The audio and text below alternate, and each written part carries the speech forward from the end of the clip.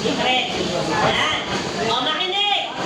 So, we have two topics. These are interrelated. Magkakulik sila. We have the blocks and yung tinatawag natin design center. Blocks muna. Let's start with creation of blocks. Pakipicturean nyo na lang. Dahil ipapakita ko yan sa inyo. Sa halip na discuss ko, one by one ang step, I will show you how to create blocks. Picturing. Yan. Then we have 610.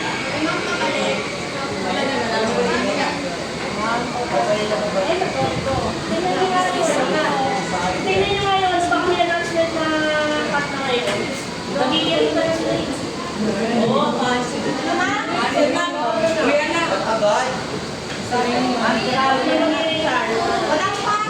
Ano ba pagkakita ng price eh? 34. Jem, malubigan. Ma'am, bukas na nakasaba ito. Wala mag-Sabado, wala po. Sabado. Tapos Sabado. Gaga.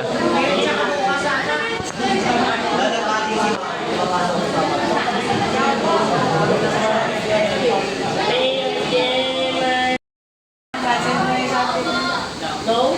Okay, kung na-picture na, first come. Ayan.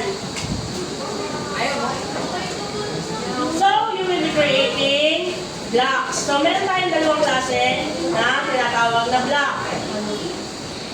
Yung simple block and yung tinatawag na dynamic blocks. So, what is the meaning of dynamic? Hindi dynamics dahil ang dynamics is blah blah blah. Dynamic. Dynamic. Continuous. Changing. Very good. Changing blocks. Kaya ang tawag sa kanya ay dynamic block. Okay? So, bakit tayo gagawa ng block? So, pinakita ko sa inyo example kanina na hindi nagawa ng last is ito, the floor plan. This is actually a complete floor plan. So, it contains your walls, doors, windows, your scheduling, and your dimension. Ang alam ko, yung mga kumuha ng drafting sa inyo, ginawa yan. Opo, sa loob. Yes. So we have here yung loob. It contains your fixtures and furnitures. Ina-drawing niyo yan isa-isa.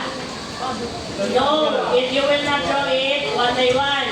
Kaya nga meron tayo tinatawag na blocks and design center. So what is a design center? So sino sa inyo nakapasok na sa Wilcon? Wilcon Depot. Ang yayaman. Ang namimili. So yung mga mahihirap, diyan lang kay Amis, doon sa City Hardware, di ba? So alam niyo na kung ano yung mga makikita niyo doon, di ba? You have the pre-made windows, faucet, at yung mga kailangan nyo sa inyong pamamahay. Di ba? So ano yung design center? It is the counterpart, the offering of AutoCAD para meron kayong magagamit na fixtures and furniture. So it contains your kama, kubeta, faucet, ano pa ba kailangan nyo? Ilaw, electric fan, lahat na kailangan nyo sa pag-desisyon ay pag-design. Okay, so ano yung tinatawag mo? Balik muna tayo sa blocks na tinatawag. So, ito yung isang magandang example ng block, yung water closet. Sorry. I-move natin siya. So, this one is called the base point or yung grip point. Bakit grip point ang tawag dyan? Dahil dyan siya ihahawakan para ma-move. So, kita? Click on that point and you can move it freely.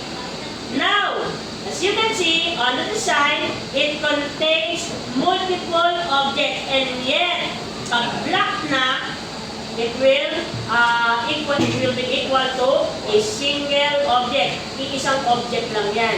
Pero alam natin, in reality, this was created using multiple objects. So how do we create blocks? Napicturean nyo na yung step by step, di ba? So paano again na tayo gagawa nun? So let me show you how to create a block. So saan tayo una-munang gagawa? Saang layer tayo gagawa ng block?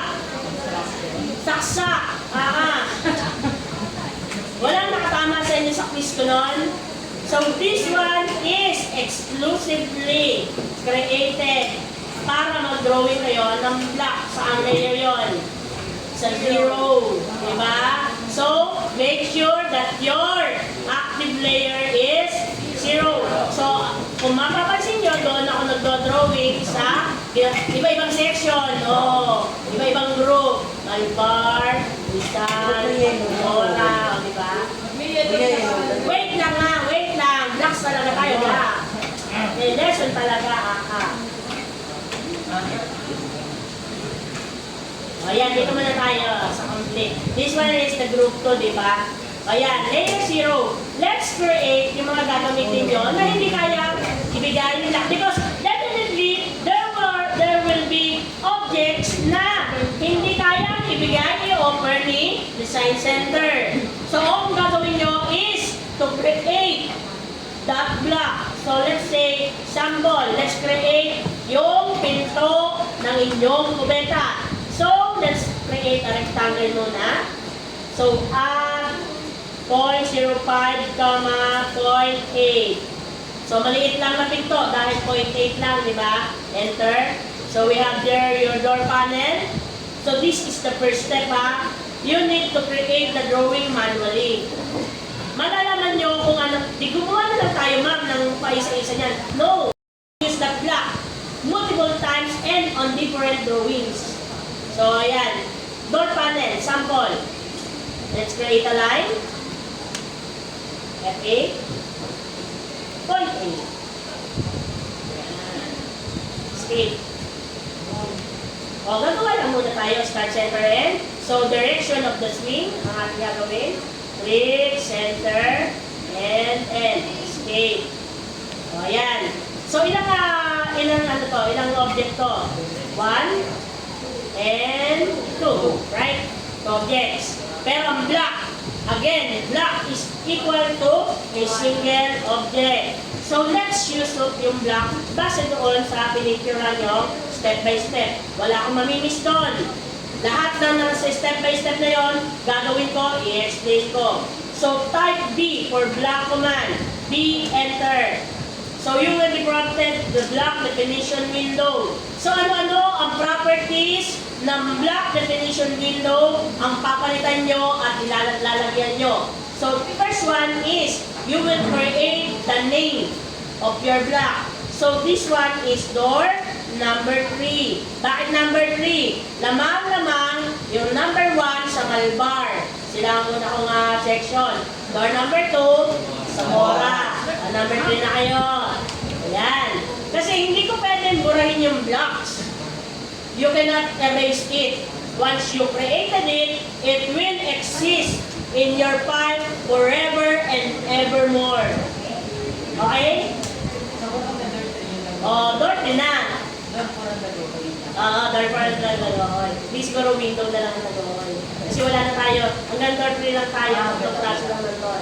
Okay, door 3. So you have created first property of block making. Name. Number 2, you will specify the base point. Pakisulat. Second property is the base point. So, paano natin lalagyan ng base point? It is also called the grid point. Diyan nyo hahawakan para ilipat-lipat yung inyong block. So, pick a point.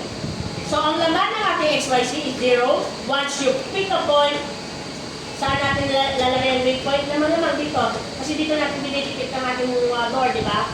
Ito yung pinagdilikitan natin. So, click on that, and you will be back again to the block definition window. Kita? May naman na yung X and Y. Because meron na siyang location.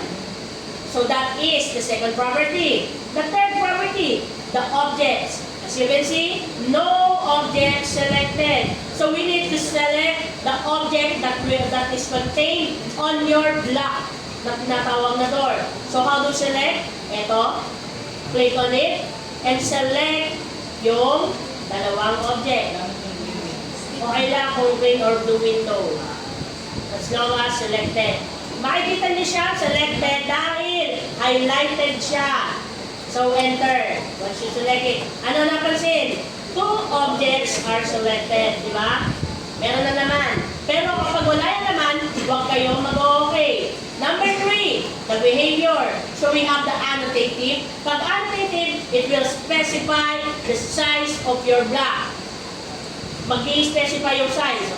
Kapag scale deformity, it will adapt on the scale that you are using. So ang scale na ginagamit natin is 1:1, di ba? So kung 1:10, it will adapt on 1:10. So i-check yan kung magbabago kayo ng scale. Now, bakit na-check ang allow exploding sa akin? Because gusto kong ma-explode nyo singularly ang mga block na yan. Dahil kapag in-edit nyo ang kahit isang block at meron kayong 3 block na present, pare-pareho. Ay ba, nilagyan nyo ng tuldok. Yung isang block doon, lahat yun magkakatuldok. So, allow exploding para ma-edit nyo ng siya lang. Halimbawa, gusto siya lang. You can edit it na mag-isa lang siya. Pero pag in-edit nyo yan as a block, lahat ng ginamit yung block, magkakaroon ng tuldok. Nilagyan nyo isa, malalagyan lahat. Kakain nyo yan. So that is the 4th property. The 5th property, the setting. Lagi nyo makikita dyan ay meters. Bakit? Pag may iba kayong nakita dyang unit, lamang-lamang mali ang unit nyo. Hindi nyo sinet up ang units nyo. Ano ba nakalagay sa setup?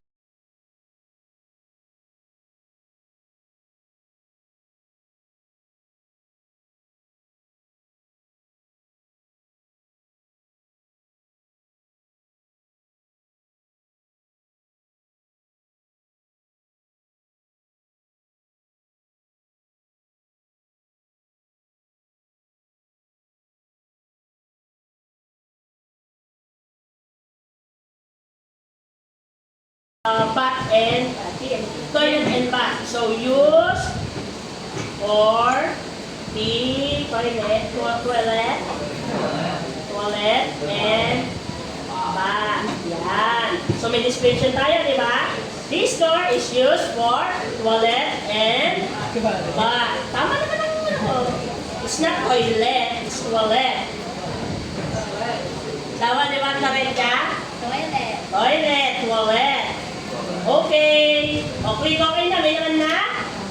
Name, space point, na-establish na. Object, ayun, kita nyo, may preview tayo. So we have selected an object. Behavior, allow, exploding. So kung magpapalipat ako ng scale, you check it. Eh hindi naman ako nagpapalipat ng scale. So allow, exploding lang tayo. Then, we have the setting. Make sure that it is meters. And use the description. Click OK. You will be prompted to block editing window. Kita niyo yan? So this is for the next lesson.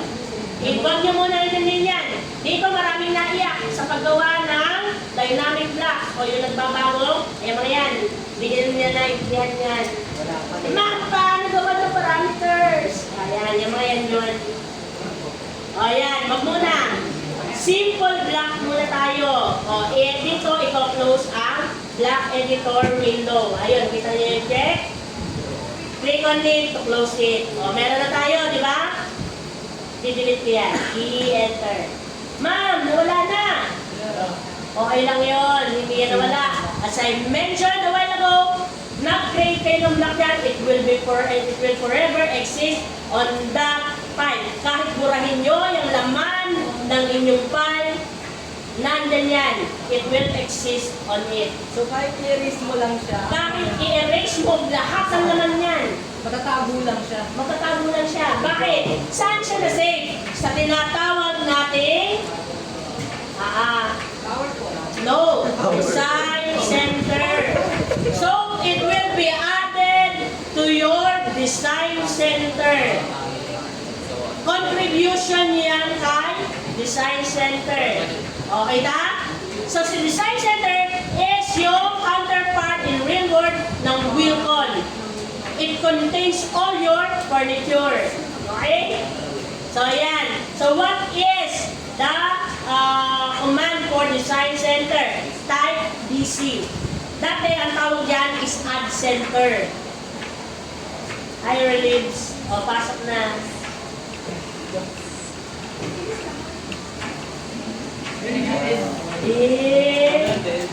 kapit-bahay ang nag-ateri. Sana, oh. Yeah, totoo? Totoo? Sino yan? I-issue ako sa Sino yan? ano? Paano kung alas 3 pa siya? Ay, madami na akong issue sa mga batch ng mga to. Oo pala. So, ito ang itsura ng design center. Baka sabihin nyo, yung design center, ayan. So, here is yung palette natin or tinatawag na folder, window, or yung palette, and the preview. Bakit yung preview? Hindi ko rin alam. Oo, 3 as in, Hindi 3 na. Ay, 3. 3. Yeah, it is. Oo. The reason why it is called preview, I do not know. But it is called preview. O yan, okay na. So, ayan ang itsura ng ating design center. O yan, pakipicturean na lang. Alam niyo naman ito yan. I-discuss na isa-isa. But I will show you how you use this one.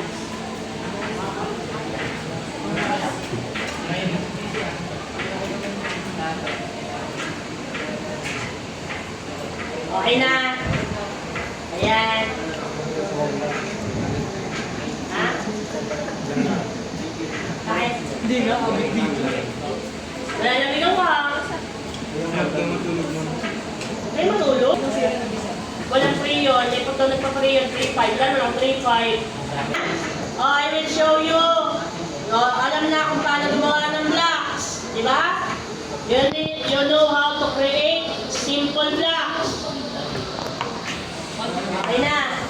O, paano natin gagamitin yung ating ginawa? So, type DC Enter.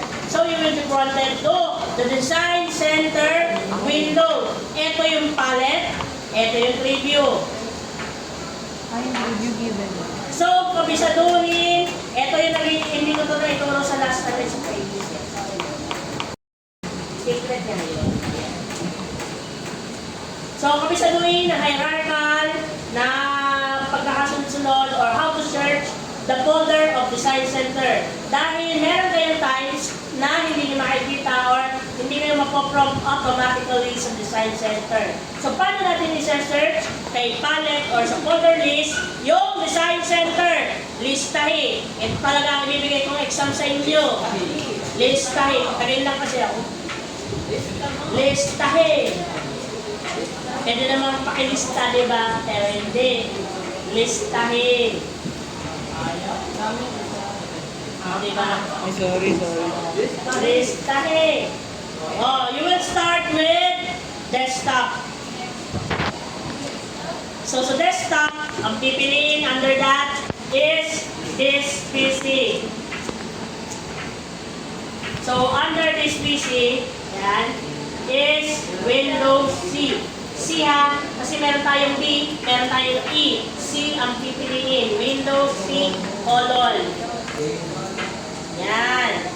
So, under the Windows C colon, you will be prompted to many folders.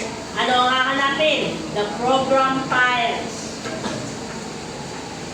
O, open yan. Program files. Next one. Yung Autodesk. Listahin. Autodesk.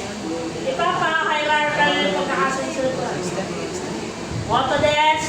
After ng Autodesk, it contains three folders. AutoCAD 2021. Folder na may pamagat ng AutoCAD 2021. So, under the AutoCAD 2021, ang hahanapin is sample. Kaya nga sabi ko, ilista nyo, pagkakasunod-sunod. Dahil gugulohin ko yung mga laptop nyo, hanapin nyo ngayon ang Design Center. Ayan, ang pagkakasunod-sunod. Effort si mamang ano. Ayan o, ginulo ko na yung sinisip sa kanila. Ay, huwag niyo ako susubukan. Kung nagawa ko sa ibang batch yun, gagawin. Under example, English US or NUS. Oo, baka NUS agad kayo. Nakikita nyo may NUS doon sa ibang folder. Under ng sample yan, sunod pa sa sample, NUS. Oo. Then, sa NUS, dalawa ang gagalawin yung folder. The Design Center and yung dynamic blocks. Dalawa yan. So, design center muna tayo. Open na yung design center natin. Meron tayong iba't ibang file dyan. So, let's start with yung kailangan nyo. Home and space planner. Dahil naandyan yung mga kailangan nyo furniture. Sa house designer, naandyan din yung iba. Actually, halos lahat yan. But mag-focus kayo sa home space, house designer, kitchen, and landscaping, and plant process. Yun ang inyong ano. Let's start with home and space. Click on it. Walang blocks, di ba? Ayun ang blocks. Huwag nyo hahanapin sa akin yung mga furniture. Under siya ng blocks because they are called blocks. They are considered blocks. O, double click on that. Ano ang napansin? You are offered different furnitures, di ba? So, these blocks are created using zero layer. So, bed. Yan. Design center sample, bed. Queen size bed. O, ano magiging kulay niyan? Kinarate siya using zero layer. What will be the color of this? No! No! Ano ba ang ating furniture? Yellow! So make sure, kapag ginamit nyo ang design center, ang active layer is Yellow. furniture. Kung picture yan, then liquid picture. So, paano natin yan ilalabas sa design center? How do we use it? Hoy, ano yan? Ano yan? Ano yan? Laro ka pa, ha? Yes! Kunin mo sa akin by the end of school year. Ayun, oh. Yan. Wala nyo, ha? Screen ko ba? Sample! Kaya kanina yan. We have here different furnitures. Desk, rocking chair. Lalagay nyo, kanya-kanya itong lagay, kanya-kanya desisyon. Bibigyan ko lang kayo ng space. Kayo maglalagay doon ng furnitures. Hindi ko sasabihin, ito ang ilagay mo dyan, ito ang ilagay mo dyan. Kayo ang bahala. Offer na nga eh. Bakit magkakaroon ng size? Always remember, standard size. Ang bed, pag sinabi natin single bed, double bed, queen size, king size, pag sinabi natin king size mo at king size niya, magkaiba ba yung size? Siyempre standard yun, di ba? So standard ang sizes nito. So how do we use the design center? Tingin dito, kaya kayo hindi nakatututo eh. Paano natin ginagamit ito? So click on it, select kung ano ang gagamitin nyo. For example, chair. Select it. Drag it to your drawing. Kita? Opo. O, ilagay nyo muna sa malapit dahil ang cute ng ating ano. Ayan. Ayan, di ba? O, ilagay natin sa ating... Ay, maliit yan. O, chair. So, example, lalagay nyo ng chair sa inyong kwarto. Ayan, di ba? Kwarto. So, escape. Ano ang naging kulay? Yellow. Oh, pag ito ang active layer natin, dimension, ano ang magiging kulay niyan? Tanga lang. Oh. So, it will adapt. Bakit nag-a-adapt yan? Because again, zero layer ang pinadrawingan yan. It will adapt kung ano ang active layer nyo. Burahin na natin. Ano napansin sa ating layer? Ay, sa ating block. May grip point. Ayun yung grip point. You can move it freely. And it is equal to a single object. O, punta tayo doon sa house design. O, click on it. Block. O, ayun na yung mga bathtub, faucet. Diba? Ayun yung mga kailangan nyo. O, ito inidoro. Diba? Next, kitchen.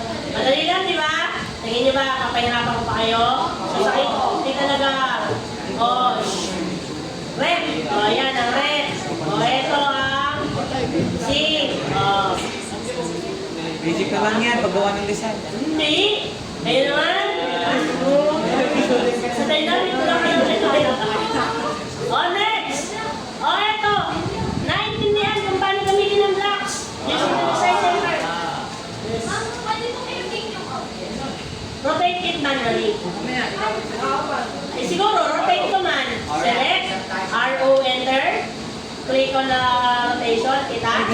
MA. Ayan, di ba? Kayo, parang hindi ko pinag-rotate. Okay na? What's the question? Ma'am, wait lang. Kalimutan niyo itatanong. Ma'am, yung furniture po ba dyan? Kami po mismo gagawa or given na po yan? Nandiyan na lahat. Kung ano ang meron sa design center ko, meron din sa design center nyo. Ano ang pinagkaiba ng design center ng file ko? Ito ang pinagkaiba niya. Doon sa ating open drawings blocks. Bakit?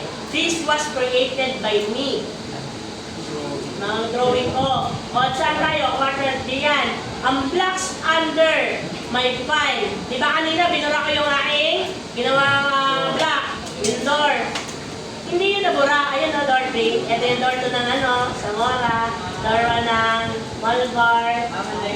Kahit burahin nyo lahat ng file nyo dyan, it will forever exist on this part. So, ito yung door 3. So, ano magiging ng door 3? Ayun o, use for toilet and bath. Diba? So, alam mo, o ayan, pag kinadiran niya, ayan siya. Diba? O, ito yung sa Malvar. It is much bigger. O, ito yung sa Zamora. It is on the mid. O, diba? So, it will forever exist your drawing. I-enter. Yung sinasabi niyo po ba kasi nakasave yan sa mismong files or sa mismong AutoCAD na po? Sa mismong file nyo. Sa design center. Sayang. Ha? Robot ko lang sa medyo. Ma'am? Pag nawala, hindi wala na. Ito na exist. But, kung sa halimbawa, ito yung Hindi ba file. napasok din yung pag-delete? Ayan. O, halimbawa, i-delete ko lahat yan. Ito yun, i-delete ko lahat. Nakasave sa file. Nandiyan pa rin yan. Diba? Yun yung sinasabi Di ko. ba? Siyempre, ano ko yan. Yan yung mga ano natin eh. Wala, you enter. Sayang! Ayan. Siyempre, gagamitin niyo pa rin yan. Alam niyo naman, katapusin niyo yan. Okay na tayo sa design center. Pagka nawala na yung file, kaya pa i-generate. If it is used on other files, yes, it will exist. Halimbawa, eto ha, baka naman sabihin nyo, punta ka ng drawing 2. Sa drawing 2, nag-e-exist ba yung aking block? It does not. Pero, paano yan natin magagawa mag-exist sa drawing 2? Gagamitin nyo yung design center, hanapin nyo yung rodil, block, ayan pa rin siya. O, ilagay natin dito. Ayan, di ba? Nasa drawing 2 na siya. O, tingnan natin sa drawing 2. Ayan. Ano ang existing block niya? Ayun yung door 3, di ba? So, it will exist on another. Pag ginak namin yung title block, pwede namin siya gawin. Yes, you can use it again and again and again. That's why, ang sabi ko, madali na kapag nagawa niyo na ng isang beses. So, kahit mo pa rin yung original file, mas existing. But resisting siya. Oo. Basta yung file nyo, halimbawa nabura. Hindi nyo sinasadya, nabura doon. And you have created it as a block. Nanutan nyo. Oo. O halimbawa, ito, i-block na natin yung isa, kayo naman. Nangingimik pa kayo eh. Ay, o, ito. Halimbawa, ito. Huwag natin gawing komplikado madali. O, i-copy muna natin to because may bubrain ako. Tulog ko rin ng iyo. O, halimbawa, gusto nyo gamitin to sa ibang file, di ba? O, create it as block enter. Ayan. So, meron tayo sa subject, right? O, sa data point, o, kahit na lang saan dyan. May tawag, Ay, title block. Uulitin lang ulit yung mga O yan, meters. Just make sure, ganyan pa rin yung iba. May okay. O, the name must not ay, wala pa na tayo name. O, title. E. Okay. Tuberculosis. Okay na. O, i-enter. O, gusto nyo gamitin din eh. Ang kalaman. O, punta sa design center. Open drawing. Saan yan galing? Dito, sa ating view ko, di ba? Make it open. Blocks. Hanapin yan ang TV. Ayun. Buti naman kayo na listeng. O, ayan. O, eto. Pati yung layers, sinasama niya. Ayan ang text, ayan ang dimension, ayan ang column. Pero wala yung Sana yung nakagawa natin. Ha? Bakit kayo ba yung Because it does not exist on drawing 2. Kanina, ang layer lang natin yan ay 0. pwede mo pala ng color kung gusto mo. Yes, kung gusto mo dagdagan mo yan. Ikaw muna. Again, di ba chinikan natin? Exploding, allow exploding. Mapapalitan nyo yan, just exploding. X enter. O, palitan nyo na. Di ba? O, madali ba? Kaya nga sabi ko, yung una yung title block, that will be your title block forever and evermore. Ha? O, eto na. Dynamic block tayo. O, folders. Baka naman sabihin nyo, pinapahirapin ka kayo. Dynamic block. Again, what is the meaning of dynamic? Change. It will change. The block changes. So yung block na ginawa ko, it doesn't change. It will be forever like that. So ang dynamic block, nagbabago yan. So let's start with architectural metric. Metric tayo, hindi tayo imperial. O yan. So yan. We have here, gusto niya yung ano eh. O, gamitin natin yan. O, ano ang problema? Naka-side view. Eh, ang ating floor plan ay top view. 3D. Ha? Anong narinig ko dyan? Hindi, o, ano ang problema natin dito? Oy, sabihin niyo naman, 3D yan. It is not a 3D. 2D yan. Kita nyo? Kung 3D yan, 3D yan. But it is a 2D. But it is considered a dynamic block. Paano nga yan magagawang top view? Select it. Ano ang pinagkaibi niya sa block na binigay ko sa pagkain? Merong arrow. So this one is yung palatandaan ng isang block ay dynamic block. I-click mo yan. Ano nakita? We have side view, top view, front view, and rear view. It is a sports car, right? So, top view. Click on it. And it will convert to Rotate ka lang, ma'am. Okay. This one is a sports car, right? O, gamitin natin na truck. Ayan, truck. O, di ba? Mababago niyo yung design ng truck. O, di ba? Next. Gawin natin top view. Ibang top view yan, right? That is why it is called a dynamic block. It changes. Depende yan sa pag-gawa. Kaya nga sabi ko sa inyo, dito may pinakamaraming nalulugaw na utak. Dahil mahirap gumawa ng, ang ginawa ng mga yan ay pinto lang. Pero lugaw na lugaw ang utak ng mga yan. Pinto lang yun. Hindi kasama ang cars. Gusto mo na magawa ng cars? Hindi. O, pinto lang tayo at saka bintana. O, yan. O, halimbawa, you need the top view for the truck. O, yan. If you need the front view, o, yan. Diba? Ang daling gamitin ng dynamic block. Mas bet ko ang dynamic block. Pero, kung kayo mismo ang gagawa niya, hindi niyo yan gusto. Dahil, ang hirap-hirap gumawa niyan. Yung palang paggawa ng simple block, meaning i-drawing niyo yan manually. Lahat ng view yun. So, paano? Super helpful talaga. Kaya nga ano eh. Ayoko yung dynamic. Ibig sabihin, mag-drawing ka na pagpaklase.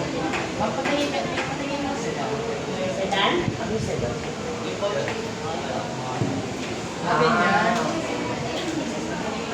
Ito ang itsura niya sa parang. Naiintindihan ang blocks and dynamic blocks. Any question about blocks and dynamic blocks? Wala. We will have a quiz on Monday or Tuesday. Tuesday ko, Tuesday yan. Hindi, pag Monday, may pasok ni Monday. Ha? Sorry. Much broader content ng ating lesson, yung block. So makikita niyo dyan yung mga, may mga video kasi dyan pag gumawa na tayo ng dynamic block. Panoorin niyo ha, isesend ko yung link. Because sa dynamic block talaga tayo matatagalan. O yan, may video yan. Kasi katulad niya yung mga parametrics ha. O siya, Ba, lumabo. si